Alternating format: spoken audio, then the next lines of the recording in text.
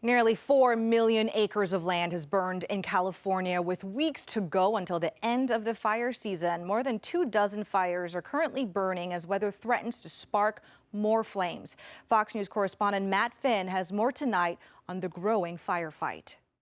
California's record-breaking fire season shows no end in sight as two massive fires burn in Northern California.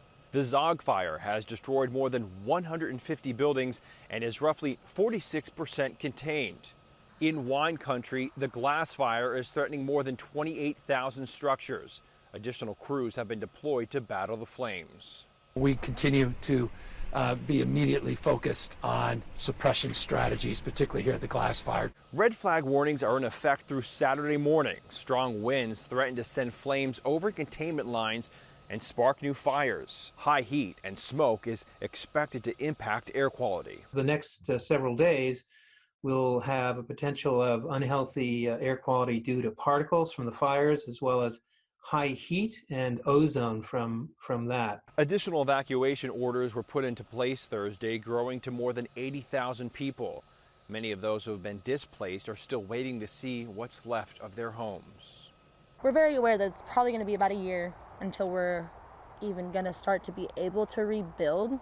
Pacific Gas and Electric is preparing people for more power shutoffs in an effort to prevent wildfires. And CAL FIRE says it is investigating the cause and the origin of the glass fire burning in wine country. People will be closely monitoring that investigation, but they say it could take up to a year. And speaking of that fire, you have to see this. In the midst of the intense heat and fast-moving flames, you can see right here, firefighters stop to save an American flag outside a winery in Calistoga. Fremont firefighters say they were on site to protect the Firewinds Estate Winery, but they quickly realized their limited resources could only do so much. As crews tried their best to contain the winery's losses, two firefighters decided it was time to save the red, white, and blue. Fire crews say they hope it will soon fly once again over that business, a symbol of their collective resolve in the face of so much destruction. At some point, it's about finding a way to notch a victory, and that's what they did in that moment, didn't they? Yeah, and thanks to all the first responders who have been so great during this incredible wildfire season. It's really unprecedented here in the West. We saw quite a bit of fog out there, but when the sun finally parted, we did see that hazy sunshine returning again. You can see the view from our Capitol Hill camera isn't as awesome as it usually is. As you look towards the Olympic Mountains in the distance, you can barely make out Bainbridge Island out there, but it is out there somewhere. We are talking about some mostly clear skies out there tonight.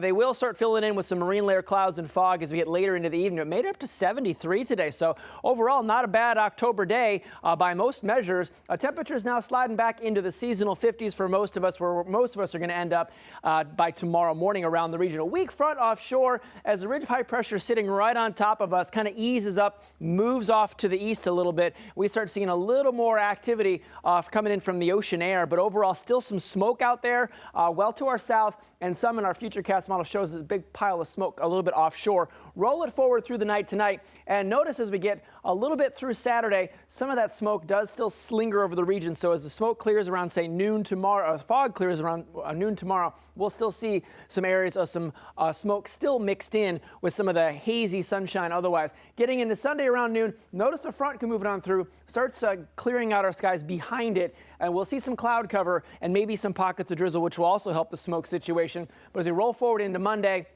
almost totally clear skies out there. So we will see a lot of fog out there to start out your Saturday. Temperature in the afternoon, mostly low 70s and upper 60s, so fairly seasonal. And again, that hazy sunshine, maybe a little more of that wildfire smoke if you're far enough south on the I-5 corridor towards areas around Kelso and Longview. Some limited afternoon sunshine on the coast, but most you'll notice the cloud cover there and some morning fog as well. Mid 60s for your temperatures on our Pacific Ocean beaches. Hazy sunshine likely in the Cascades. And again, the smoke could be a little bit of an issue, especially around 3,000 feet and lower in the foothills themselves, 52 around Snoqualmie Pass. And on the other side of the mountains, hazy sunshine, maybe a little bit hazier near more active wildfires. Temperatures low 80s around Wenatchee and Chelan. Sunday, that possibility for some morning or early afternoon drizzle as that weak front moves on through. And then pretty pleasant seasonal weather, upper 60s, low 70s most of next week. And then if we still have lingering wildfire smoke, it's totally done with Thursday into Friday. Possibility of a front moving through, delivering some October rain. Matt, back over to you. Looks pretty good. Many of us love the 70s. Thank you, Tim. Okay, you're not going to want to miss this next story. A Utah man so lucky to be alive after getting stuck in a mine shaft. The details on his frightening experience and why he hopes his story will serve as an important lesson for so many others.